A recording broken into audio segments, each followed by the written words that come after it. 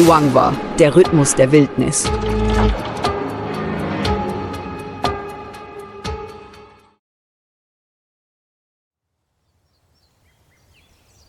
Die Morgendämmerung bricht über das Luangwa-Tal in Sambia herein. Das erste Tageslicht fällt durch die Mopane-Bäume und spiegelt sich auf dem trockenen, rotstaubigen Boden.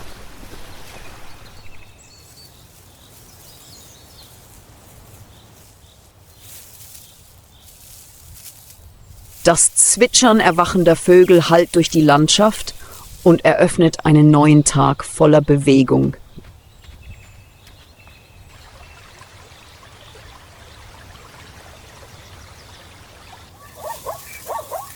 In der Wildnis. Durch die weite Savanne zieht gemächlich eine Herde Zebras. Die abwechselnd schwarz-weißen Streifen verschmelzen mit dem Morgenlicht und erzeugen ein lebendiges biologisches Bild.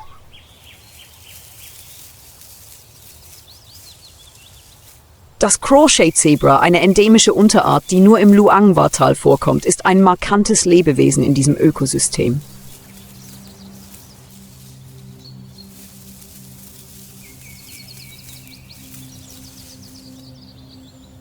Im Gegensatz zu anderen Zebraarten haben Crawshays schmale, gleichmäßige und durchgehende Streifen, ohne den schwachen Mittelstreifen wie Steppenzebras.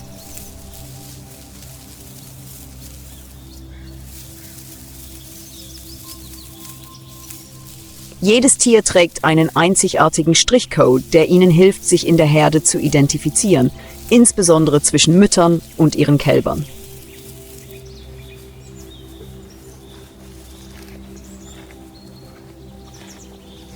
Crawshays sind eine Herdenart mit einem dicht gedrängten Herdenverband, an dessen Spitze ein erwachsenes Männchen steht, gefolgt von vielen Weibchen mit ihren Kälbern.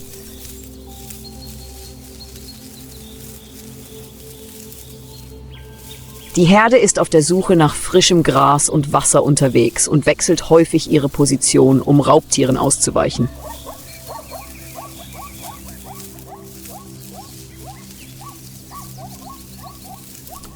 Zebras sind typische Pflanzenfresser, doch ihr Verteidigungsinstinkt ist extrem ausgeprägt. Ihre Ohren sind ständig in Bewegung, ihre Augen sind beidseitig am Kopf platziert, um fast 360 Grad zu beobachten.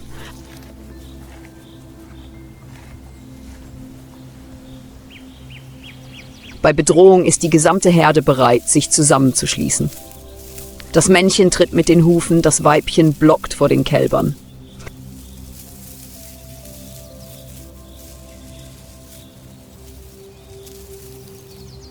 In der Herde lernt heute ein wenige Wochen altes neugeborenes Kalb, sich in die Herde zu integrieren.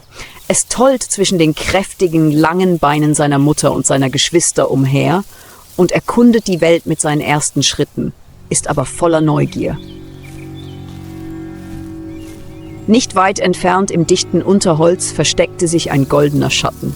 Eine Gepardin brachte ihren Jungen die Überlebenstechniken der Jagd bei.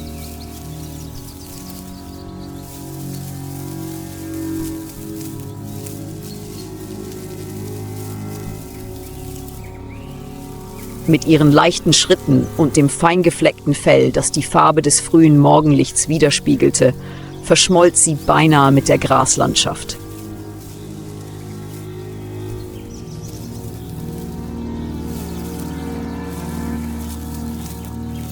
Das Ziel erschien. Das Zebrakalb, nur wenige Schritte entfernt, geriet in ihr Blickfeld. Die Gepardenmutter senkte sich und kroch dicht am Boden entlang. Die beiden Jungen ahmten es nach, unbeholfen, aber aufgeregt.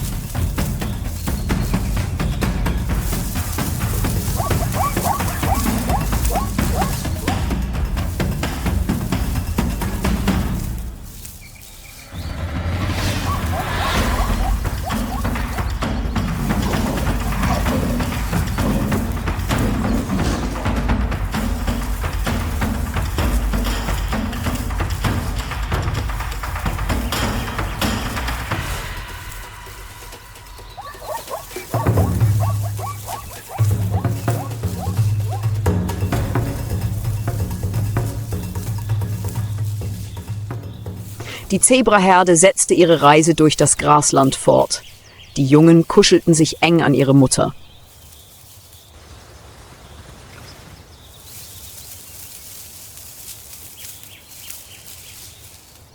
Der Schatten des Geparden verschwand allmählich im Gebüsch. Dahinter lernten junge Augenpaare still, wie sie zu zukünftigen Mördern werden.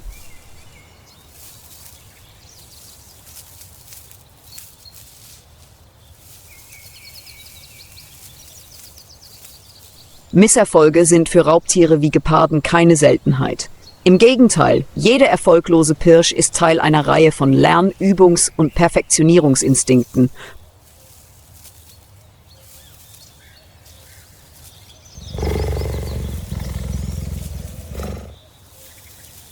Besonders für Jungtiere ist es eine frühe Lektion in Geduld und Grenzen.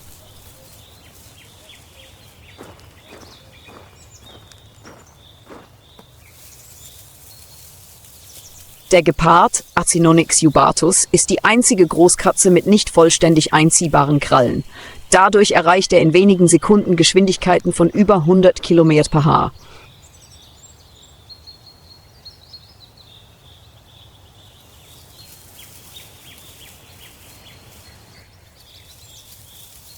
In der Luangwa-Savanne, wo der Raum weit und das Gelände flach ist, nutzt der Gepard seinen Geschwindigkeitsvorteil optimal, um sich seiner Beute in einem Wettlauf zu nähern und sie zu erlegen.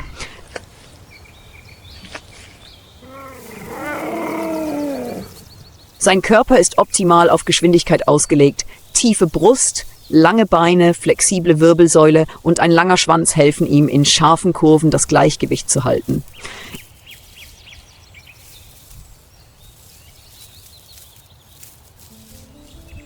Ihr hellgelbes Fell mit kleinen schwarzen Flecken hilft ihnen, mit dem sonnenverbrannten Gras zu verschmelzen.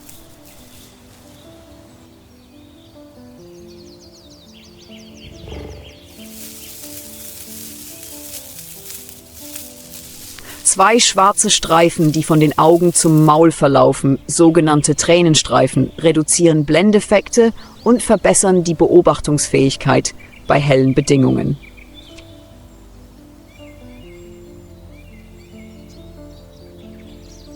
Im Gegensatz zu anderen Großkatzen jagen Geparden hauptsächlich tagsüber, wenn das Licht klar und die Sicht gut ist.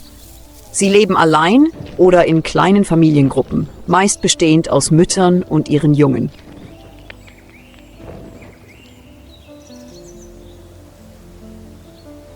Geparden sind keine guten Kletterer und können ihre Beute nicht auf Bäume ziehen. Zudem haben sie nicht die Kraft, ihre Beute gegen Hyänen oder Löwen zu verteidigen. Deshalb fressen sie schnell oder lassen sie zurück, wenn sie entdeckt werden.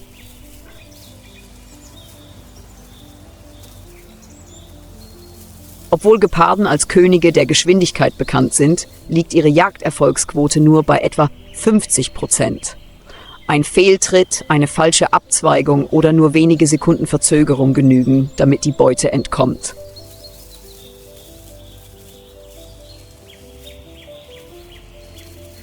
Doch gerade aus diesen Misserfolgen werden mit jedem präziseren Sprung, jeder kürzeren Distanz und jedem geduldigeren Anpirschen Überlebensfähigkeiten gespart.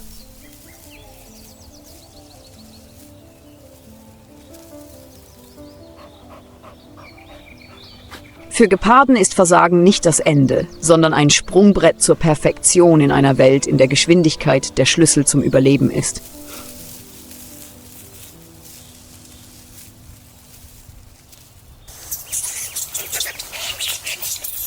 Es ist später Nachmittag im Luangwa-Grasland und Sonnenlicht fällt durch rissige Erde und gelbliches Gras. Eine Gruppe Paviane hat sich auf dem Boden ausgebreitet und sucht zwischen Felsen, kahlen Baumstümpfen und niedrigem Gebüsch nach Nahrung.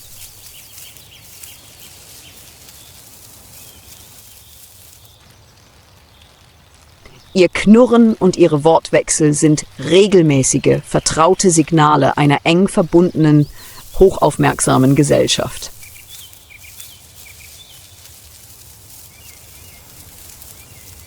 Es handelt sich um eine große Gruppe mit einer klaren Sozialstruktur.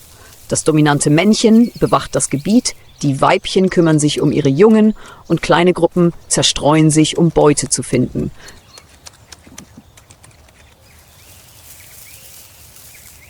Die Jungen folgen ihrer Mutter, lernen nach Wurzeln zu graben und sind dabei neugierig auf alles, was sich um sie herum bewegt.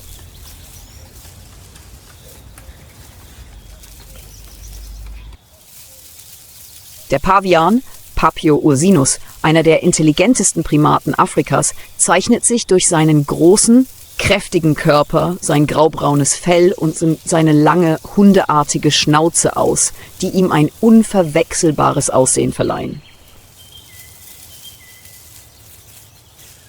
Obwohl er bei Bedarf auf Bäume klettern kann, verbringt er die meiste Zeit am Boden, wo er dank seiner Beweglichkeit und Ausdauer täglich kilometerweit auf Nahrungssuche zurücklegen kann.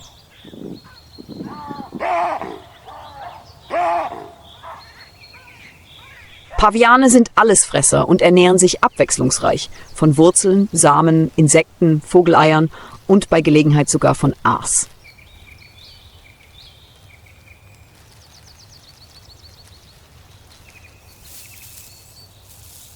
Diese Vielfalt macht sie gut an die rauen Bedingungen der Trockenzeit angepasst.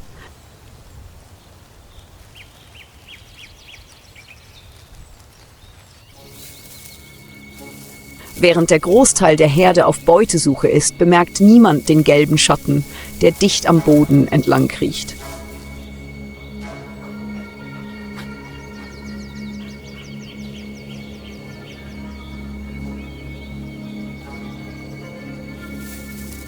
Eine Leopardin nähert sich lautlos und fast unsichtbar, ohne Eile, ohne Achtlosigkeit. Sie wartet und dann bietet sich die Gelegenheit.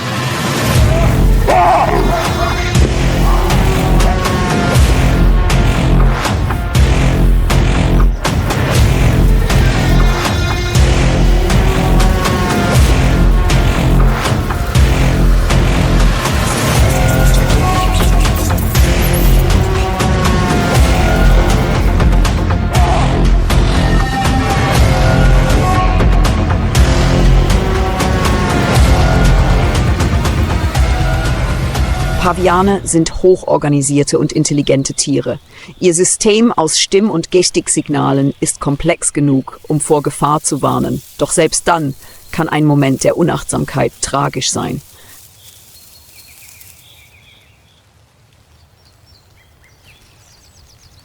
Die Blicke in die Ferne, wo der Leopard verschwunden war, erinnerten daran, dass die wilde Welt, ob am Boden oder in den Bäumen, niemals nachlässig werden darf.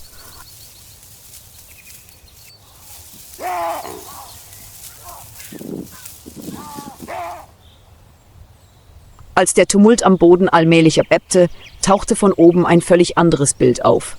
Friedlich, anmutig und gelassen.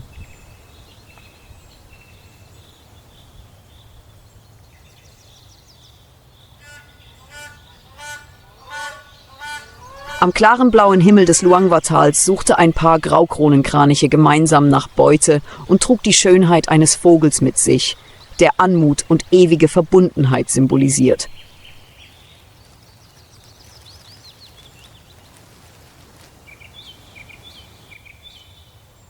Der Graukronenkranich, Balearica regulorum, auch bekannt als Graukronenkranich, ist einer der auffälligsten Vögel der afrikanischen Steppen.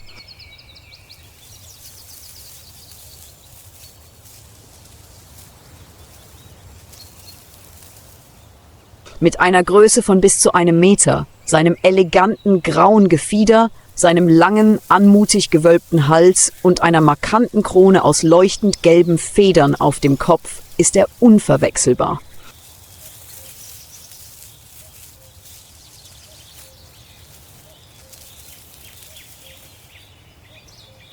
Im Gegensatz zu den meisten Kranichen, die ausschließlich in Feuchtgebieten leben, ist der Graukronenkranich gut an offene Umgebungen wie Savannen, Flusswiesen und Trockensümpfe angepasst.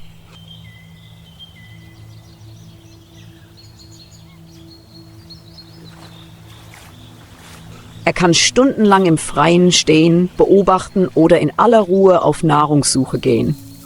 Seine Nahrung besteht hauptsächlich aus Insekten, Samen, Wurzeln und gelegentlich auch kleinen Tieren wie Fröschen oder Eidechsen.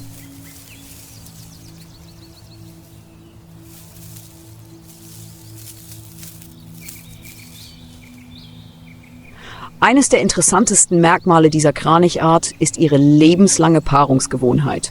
Einmal gepaart, trennen sie sich fast nie.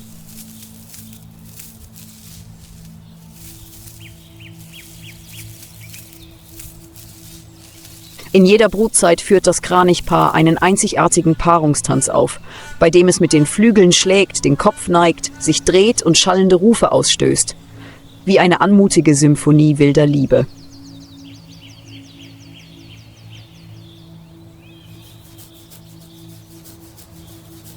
In der rauen Wildnis des Luangwa, wo täglich Kämpfe auf Leben und Tod stattfinden, gilt der Graukronenkranich als Symbol für Frieden,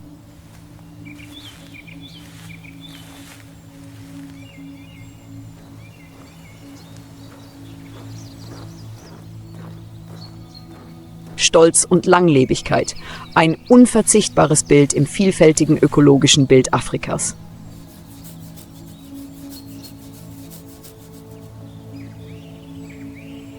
Von den sandigen Ufern des Flusses erheben sich Dutzende von Kaminspinden wie bunte Pfeile in die Lüfte.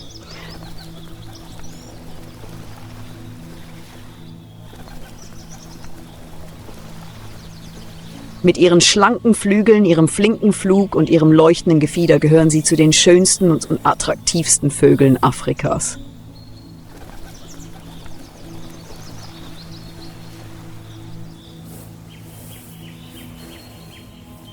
Der südliche Scharlachsbind Merops nubicoides hat ein charakteristisches, leuchtend rosa-oranges Gefieder, türkisfarbene Flügel und Schwanz sowie eine blaue Kehle.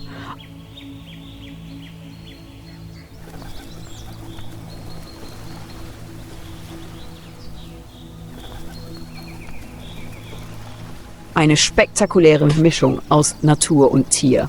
Dieser mittelgroße Vogel, etwa 25 bis 28 Zentimeter lang, hat einen schlanken, gebogenen Schnabel, ein ideales Werkzeug zum Fangen schnell fliegender Beute wie Bienen und geflügelter Insekten.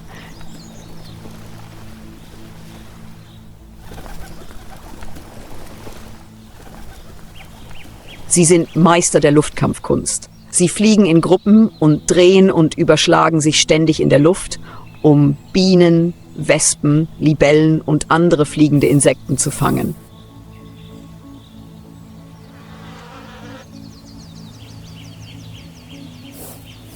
Bevor sie ihre Beute verschlucken, schleudern sie die Biene oft gegen einen Ast, um das Gift zu entfernen. Ein Verhalten, das auf hochentwickelte, evolutionäre Jagdfähigkeiten hinweist.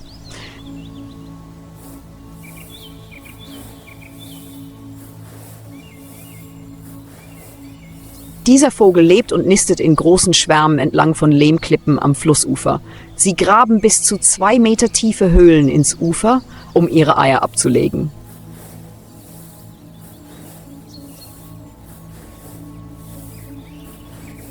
Insbesondere der Scharlachsbind hat ein sehr aktives Sozialleben. Sie sind bekannt für ihre schrillen Rufe, ihr häufiges Hüpfen von Ast zu Ast und ihre enge Interaktion innerhalb des Schwarms. Nähert sich ein Raubtier, erhebt sich der gesamte Schwarm im Gleichschritt in die Luft und bildet eine sich bewegende, schillernde Wolke. Eine Taktik, die sowohl defensiv als auch einschüchternd wirkt.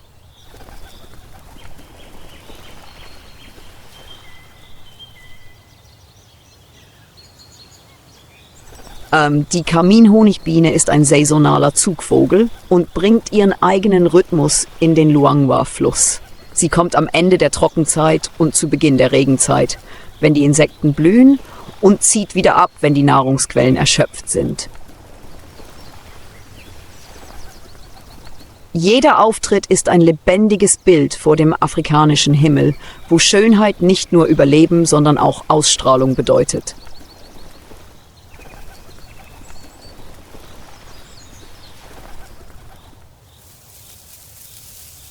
Während der Himmel über dem Luangwa noch von Vogelgezwitscher erfüllt ist und der Wind sanft über die Savanne weht, bebt der Boden unter schweren Schritten.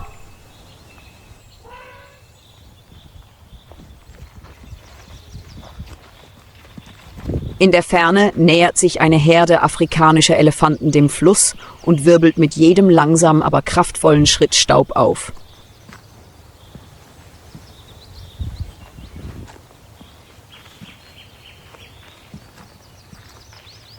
Der afrikanische Elefant, Loxodonta africana, ist das größte Landtier der Welt.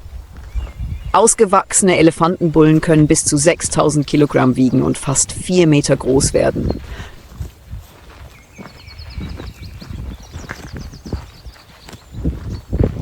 Doch nicht nur ihre enorme Größe macht sie zu einem Symbol der Macht. Mit Beginn der Paarungszeit weicht die sonst so ruhige Haltung männlicher Elefanten Wut und einem ausgeprägten Besitztrieb. Die Brunftzeit, auch Mast genannt,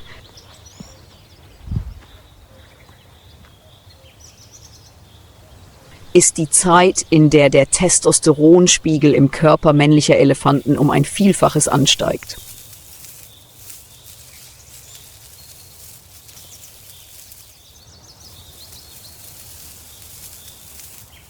Mit der Schleimsekretion der Schläfendrüsen werden die Männchen unruhig, aggressiv und bereit, um die Paarung mit den Weibchen der Herde zu kämpfen.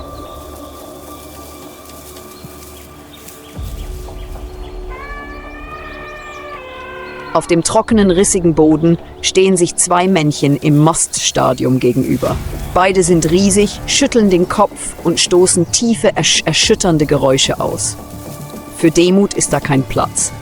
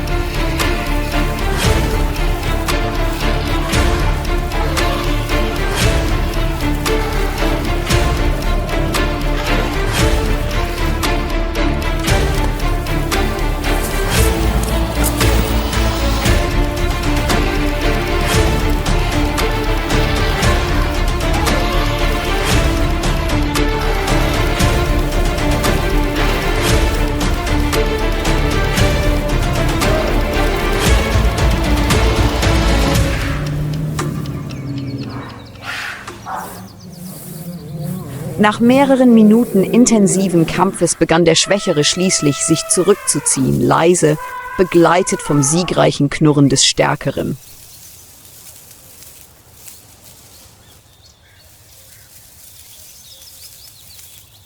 Der Sieger, der sich nun den Weibchen der Herde nähern durfte, hob den Kopf und marschierte auf die Herde zu, die von den Weibchen aus der Ferne beobachtet wurde.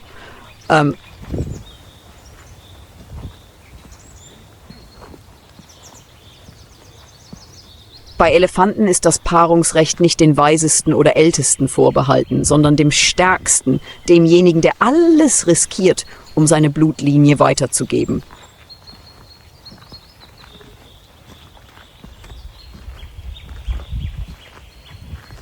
In der Wildnis wird das Leben nicht allein durch Liebe vorangetrieben, sondern durch Konflikte, natürliche Selektion und eine kompromisslose Kraft.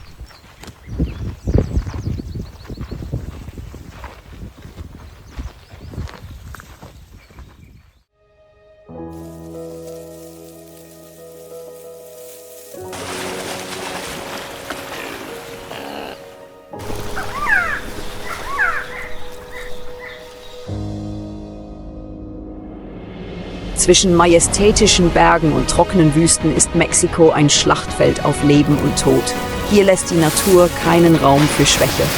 Jedes Lebewesen muss unermüdlich kämpfen, um die betäubende Kälte, die sengende Hitze und die Härte der Umwelt zu überwinden. Die wilden Tiere hier existieren nicht einfach nur, sie kämpfen, überleben und beweisen absolute Stärke in diesem rauen Leben. Dies ist kein Ort für die Schwachen. Dies ist ein Ort, an dem nur die Stärksten und Widerstandsfähigsten die Reise fortsetzen können.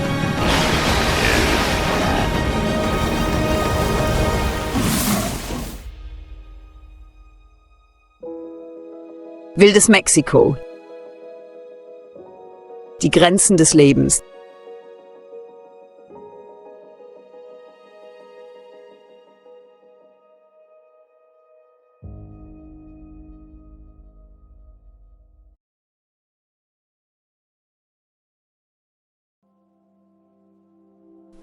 Mexiko, ein Land zwischen zwei Ozeanen, wo Nordamerika auf Südamerika trifft, wo Vulkangipfel die Wolken berühren und sengende Wüsten auf dichte tropische Regenwälder treffen, ist einer der artenreichsten Hotspots der Erde.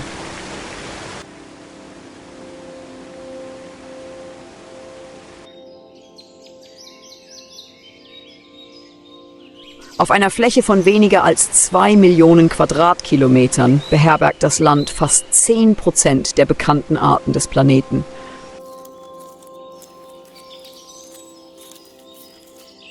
Doch das Leben hier ist mehr als nur Zahlen.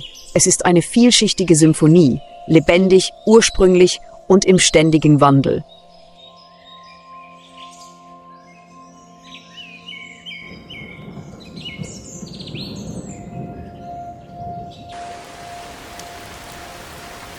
Im Herzen des Dschungels von Yucatan wird das Licht vom dichten Blätterdach gedämpft. Nur blasse Sonnenstrahlen fallen schräg auf den feuchten, blätterbedeckten Boden.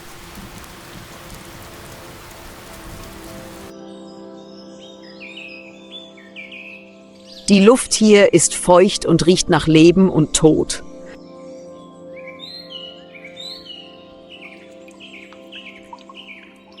In den dichten Schatten lauert ein im ganzen Wald bekanntes, aber selten gesichtetes Geschöpf, der Jaguar, das ultimative Raubtier des amerikanischen Regenwalds.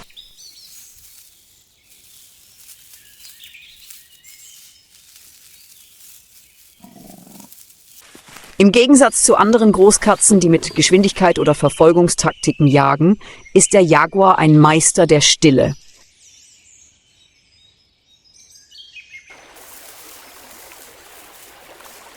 Er bewegt sich fast lautlos, jeder Schritt wohlüberlegt im Laub.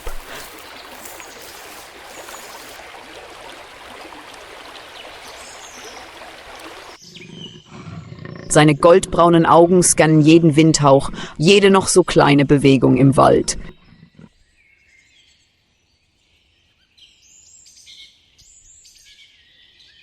Seine Zähne, die stärksten aller Katzen, sind stark genug, um den Schädel zu durchbeißen. Eine Waffe, die mit einem einzigen Hieb töten kann.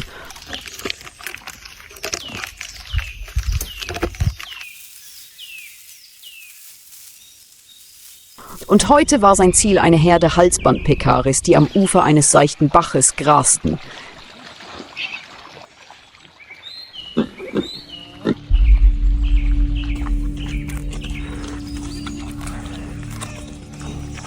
Die Pekaris quiekten leise und kommunizierten mit ihren Nasen, während ihre Augen ständig wachsam umherblickten.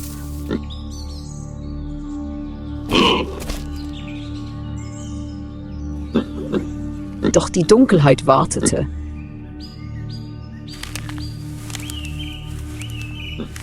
Der Jaguar kam näher. Sein Körper verschmolz fast mit dem Waldboden. Jeder Muskel spannte sich an, als würde er jeden Moment platzen.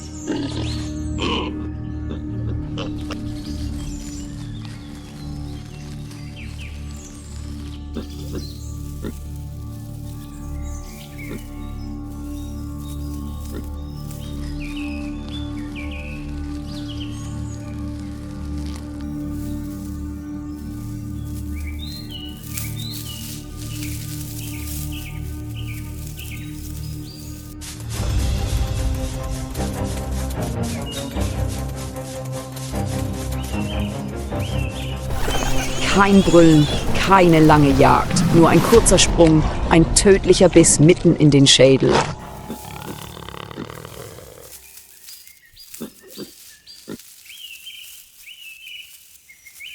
Der junge Eber brach augenblicklich zusammen, ohne auch nur einen Laut von sich zu geben.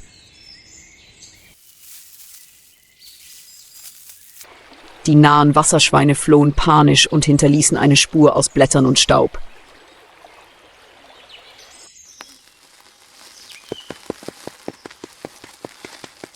Der Jaguar hielt seine Beute noch einige Sekunden fest. Seine Augen blickten noch immer umher, als hätten seine Instinkte es ihm noch nicht erlaubt, loszulassen.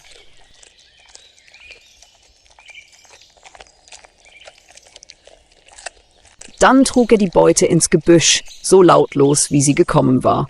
Die Jagd dauerte nur wenige Sekunden. Schnell, präzise und absolut effektiv.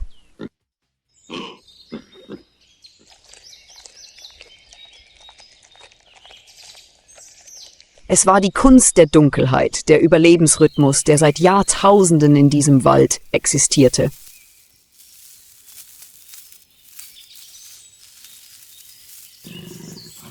Kein Laut ist zu laut, keine Bewegung ist falsch und in dieser dichten, feuchten,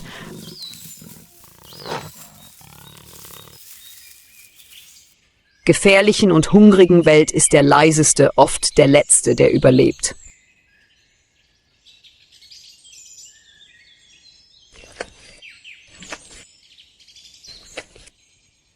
Nach der Jagd kehrt das Weibchen in sein geheimes Versteck zurück, einen moosbedeckten Felsen mitten im Wald oder den hohlen Stumpf eines uralten Baumes, der seit Hunderten von Jahren verrottet.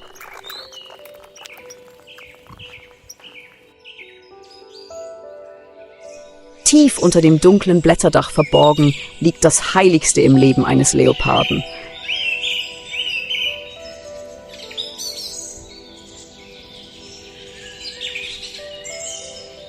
Seine neugeborenen jungen Leoparden sind Einzelgänger. Doch während der Brutzeit ändert sich das Verhalten der Weibchen völlig.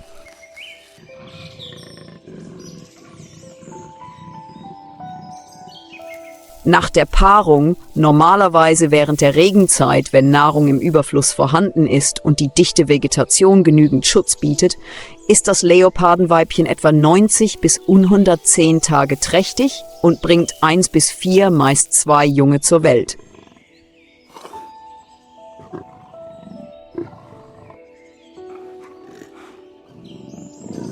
Die Jungen werden blind geboren, wiegen weniger als 1 Kilogramm und sind völlig von ihrer Mutter abhängig.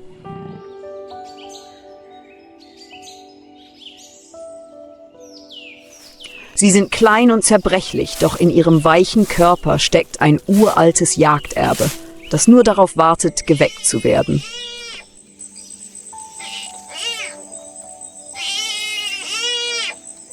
In den ersten 3 bis 4 Monaten verlässt die Mutter die Höhle kaum.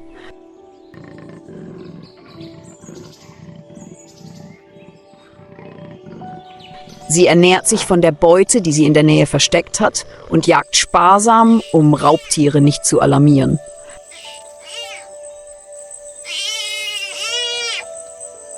Jedes Geräusch da draußen, vom wandernden Schakal bis zum nicht verwandten Jaguarmännchen, stellt eine Bedrohung dar.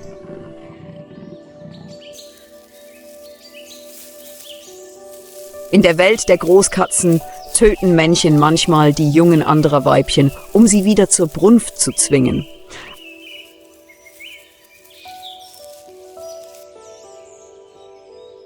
Das Schweigen der Mutter ist also nicht instinktiv, sondern strategisch.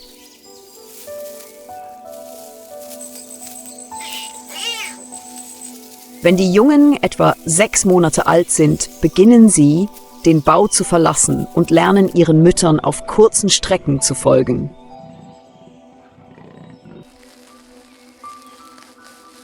Ihre ersten Trainingseinheiten verbringen sie damit, Insekten und Geckos zu verfolgen oder Blätter zu knabbern.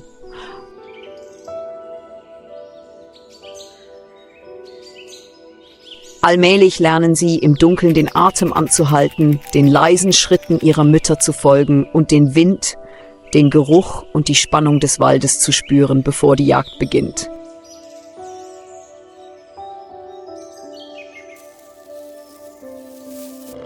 Die Leopardenmutter zieht ihre Jungen etwa 2 Jahre lang auf, länger als viele andere Großkatzen.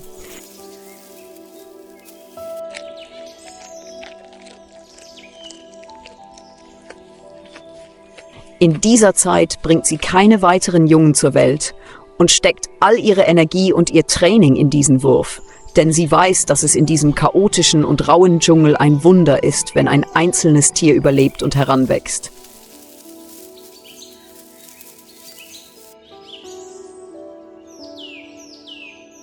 Wenn die Jungen erwachsen sind, ziehen sie los und suchen sich neue Reviere.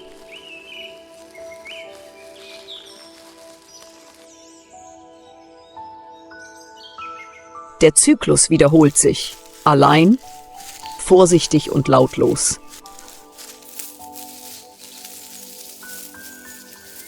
Doch im Gedächtnis des Waldes wurde jede dieser winzigen Fußspuren einst von einer Leopardenmutter geführt. Kein Ruf nötig, nur ein über Generationen weitergegebener Instinkt.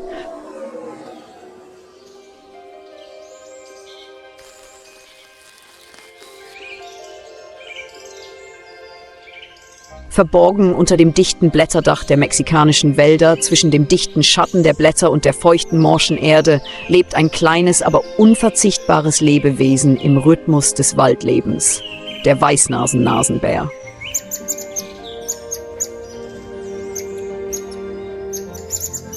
Mit einem langen, gestreiften Schwanz, der stets hoch erhoben ist wie ein Fahnenmast, einem schlanken Körper und einer langen, flexiblen Schnauze bewegt sich der Nasenbär wie ein lautloser Reisender durch den Wald. Mal klettert er auf Bäume, mal gräbt er, mal gleitet er lautlos durchs Gebüsch.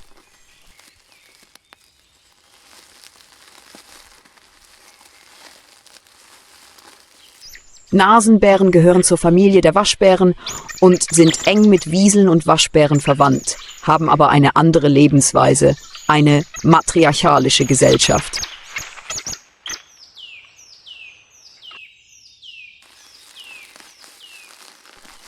Während die meisten Fleischfresser allein leben, leben weibliche Nasenbären und ihre Jungen in Gruppen von bis zu 30 Tieren, die gemeinsam unterwegs sind, Nahrung suchen und sich gegenseitig beschützen. Nur erwachsene Männchen verlassen mit etwa 2 Jahren die Gruppe und leben allein.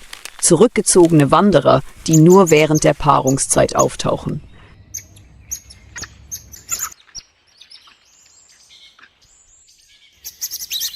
Die Anpassungsfähigkeit der Nasenbären ist ein Wunder.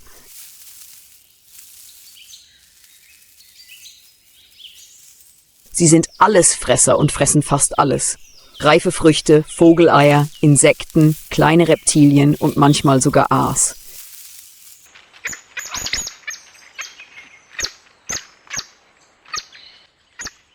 Ihre weichen, geschickten Nasen können tief unter abgefallenes Laub greifen, um Ameisen, Würmer oder Asseln zu finden.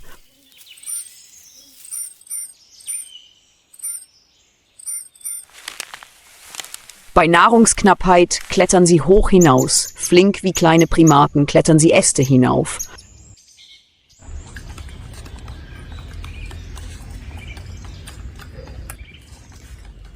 Und bei Bedrohung klettert die Herde lautlos hohle Baumstämme hinauf und verschmilzt mit dem Wald, als hätte sie nie existiert.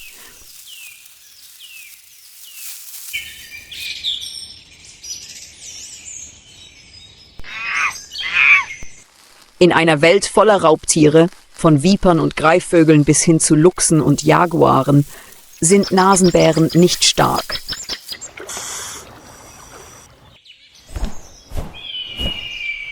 Sie haben keine gewaltigen Krallen oder überwältigende Geschwindigkeit.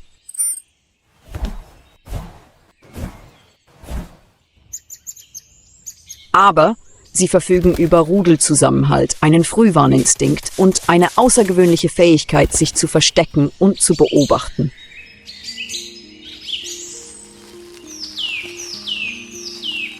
Sie versuchen nicht, die Natur zu überwinden. Sie lernen einfach, in ihr zu überleben, Tag für Tag.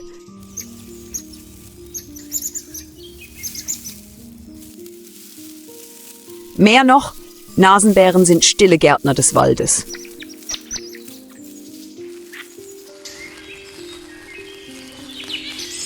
Wenn sie sich von den Früchten ernähren, verteilen sich die Samen in ihrem Kot, sodass der Wald auf den Lichtungen, wo Licht durch das Blätterdach fällt, nachwachsen kann.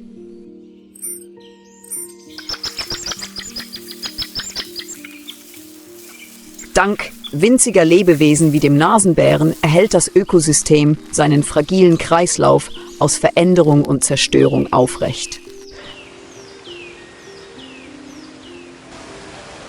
Wenn die Sonne über dem Nebelwald im Hochland von Chiapas aufgeht, hebt sich der Nebel langsam über die flechtenbedeckten Baumkronen und gibt den Weg frei für eine Symphonie tropischer Vogelstimmen.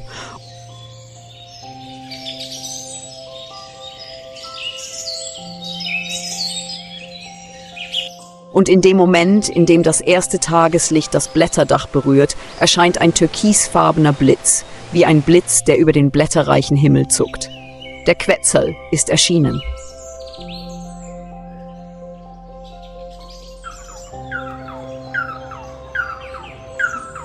Der Quetzal Pharomacrus Mochino, ein heiliges Symbol in der alten Maya- und Aztekenkultur, ist einer der mythischsten Vögel Amerikas.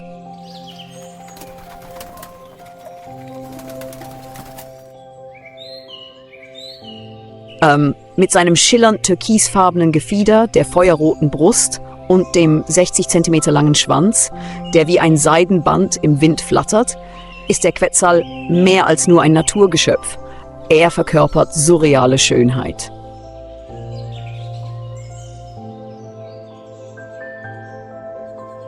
Keine Kamera kann das Schillern seines Fells vollständig einfangen, denn mit jedem Wechsel des Lichteinfalls verändert sich die Farbe wie die Schuppen eines legendären Drachen.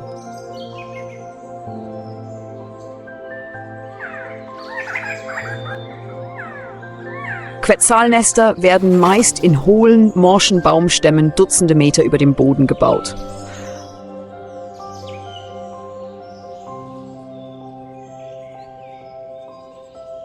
Trotz ihrer Pracht sind diese Vögel äußerst scheu und empfindlich gegenüber menschlichen Eingriffen.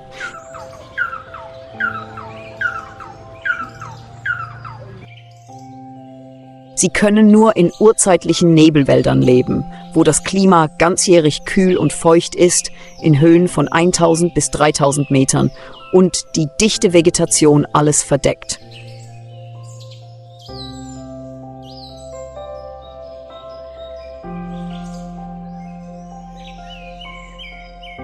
Jede Brutzeit, die meist am Ende der Trockenzeit März bis Juni beginnt, führt das Männchen magische Balzflüge durch. Es kreist, gleitet im Wind und fällt langsam wie ein lebendes Jadeblatt herab.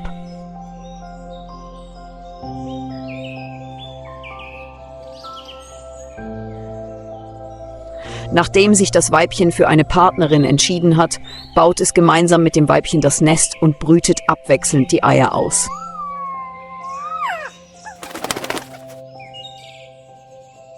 Beide kümmern sich um die Küken, bis sie stark genug sind, das Nest zu verlassen.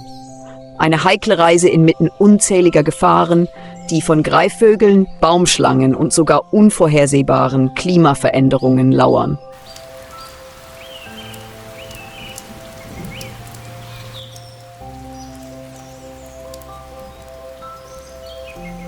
Quetzale ernähren sich hauptsächlich von Waldfrüchten, insbesondere wilden Avocados Persea spp.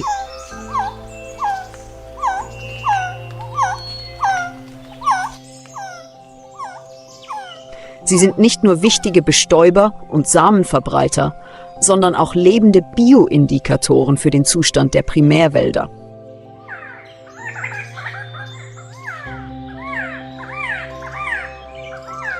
Wenn Wälder verschwinden, gehören Quetzale zu den ersten, die verschwinden.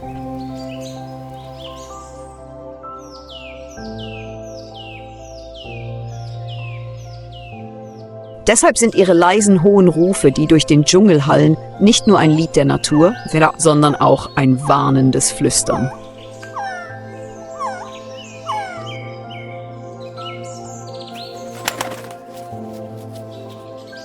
Mexiko ist ein Land der vielschichtigen Welten.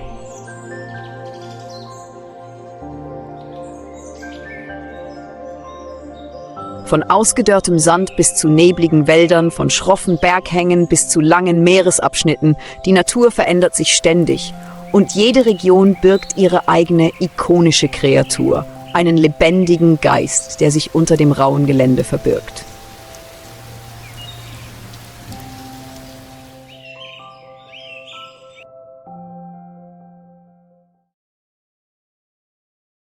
Im Norden öffnet sich die Chihuahua-Wüste wie ein Meer aus Fels und Staub, wo die Hitze auch nach Sonnenuntergang nicht nachlässt.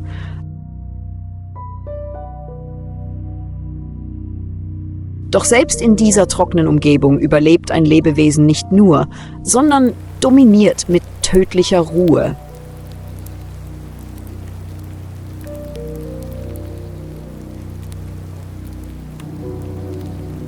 Die Wüstenklapperschlange mit ihren grauen Schuppen, die mit dem Boden verschmelzen, ihren kalten Augen und ihrem Schwanz, der wie ein Warnsignal vom Boden vibriert, ist die Klapperschlange ein präziser Jäger.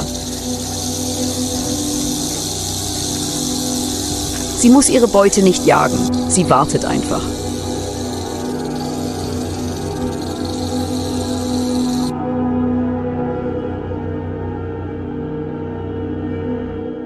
Bei Einbruch der Dunkelheit schlängelt sie sich aus ihrem Bau, sucht mit ihren Wärmesinneshöhlen nach der geringsten Körperwärme und schlägt mit einem schnellen Biss zu, wobei sie Gift injiziert, das in Sekundenschnelle lähmt.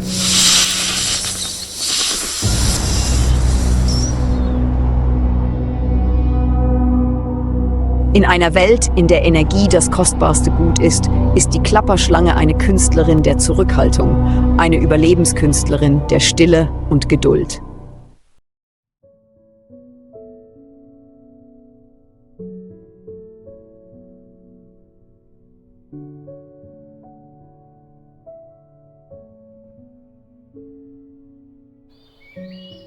Das Gelände erhebt sich aus der Wüste und verwandelt sich in die schroffen Hänge und dunkelgrünen Hochebenen der Sierra Madre.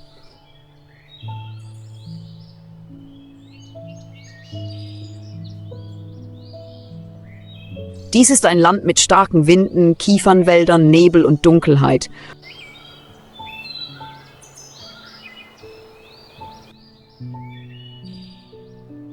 Und in dieser Stille kehrt nach Jahrzehnten der Abwesenheit ein Raubtier zurück, der mexikanische Wolf.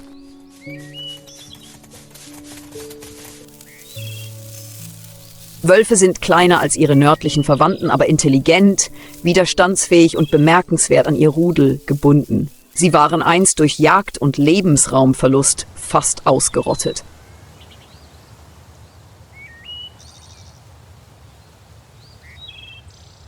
Dank Schutz- und Wiederansiedlungsbemühungen streifen sie heute wieder durch die Berghänge, heulen in den nächtlichen Wäldern und bringen ihren Jungen das Heulen auf kooperative Weise bei.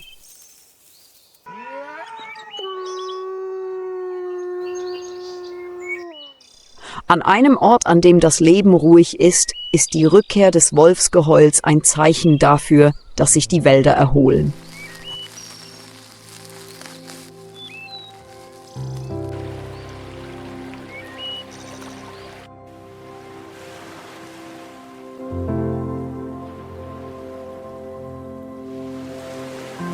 Im tiefblauen Himmel vor der Küste Mexikos gleiten Sturmtaucher sanft dahin, als würden sie ein wortloses Lied über ihre Reise über den Ozean schreiben.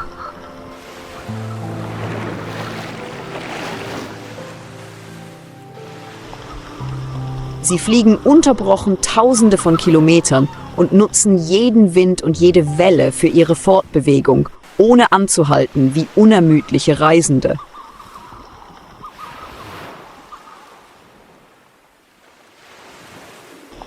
Von ihren abgelegenen Brutgebieten in der südlichen Hemisphäre überqueren sie die kalten Gewässer des Nordpazifiks und machen dann Halt im Golf von Kalifornien.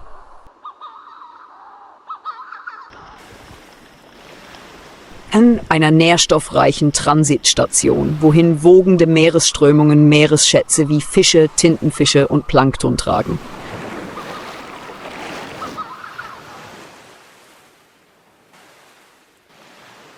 Hier nisten oder siedeln sich Sturmtaucher nicht an.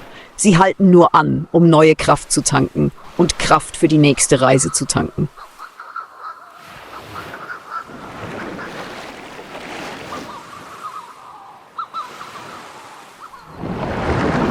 Im hellen Tageslicht vor der Küste Mexikos erstreckt sich das Wasser wie ein riesiger blauer Seidenstreifen, der im blassen Gelb des Sonnenlichts glitzert.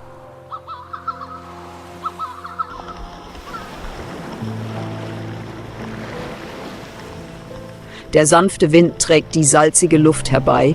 Kleine Wellen plätschern sanft gegen die Felsen und erzeugen eine Musik, die niemals verstummt.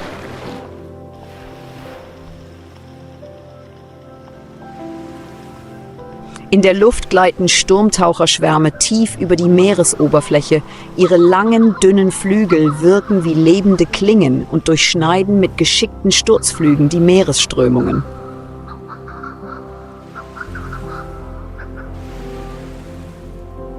Sie haben Tausende von Kilometern von der Südhalbkugel über den weiten Pazifik geflogen, um hierher zu gelangen, in die warmen, nährstoffreichen Gewässer des Golfs von Kalifornien.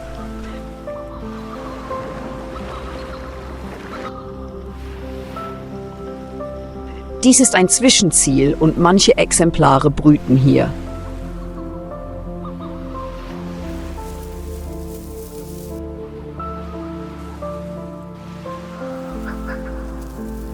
In den Spalten der Küstenfelsen sind unter dem Gebüsch einfache Nester versteckt, aus denen die Eltern abwechselnd ihren frisch geschlüpften Küken, winzigen Lebewesen, die die Strapazen des Ozeans noch nicht kennen, Nahrung aus dem Meer bringen.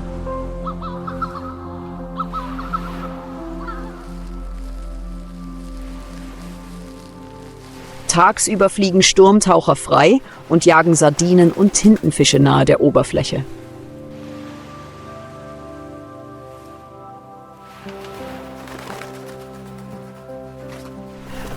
Manche Exemplare sind jedoch abenteuerlustiger und tauchen tief auf der Suche nach nährstoffreichen Gewässern unter der Oberfläche.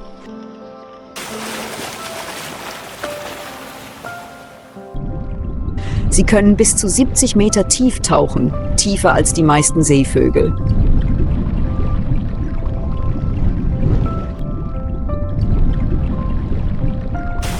Doch je tiefer man geht, desto schwächer wird das Licht und am Grund lauert die ewige Nacht. In der bodenlosen Dunkelheit lauert der Thacker-Fangzahnfisch.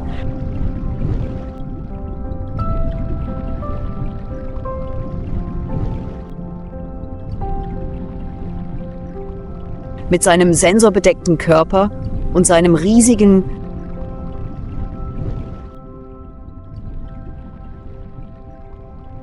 mit scharfen Zähnen besetzten Maul ist er einer der wildesten Raubtiere der Tiefe.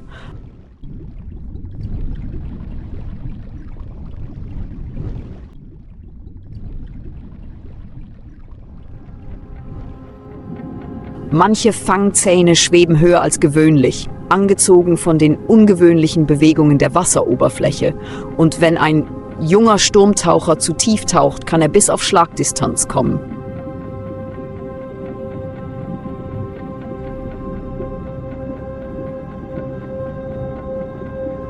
Der Angriff erfolgt lautlos.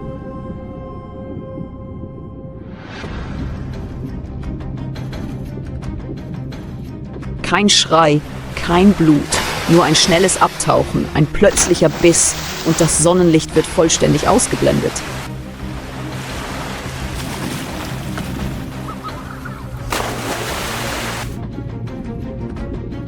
Selbst im hellsten Tageslicht ist die Grenze zwischen Leben und Tod nur eine blaue Fläche.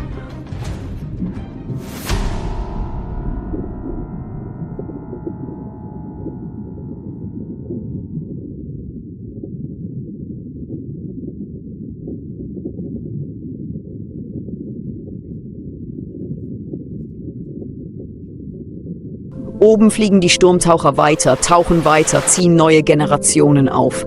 Das Leben geht weiter, rhythmisch und wunderschön.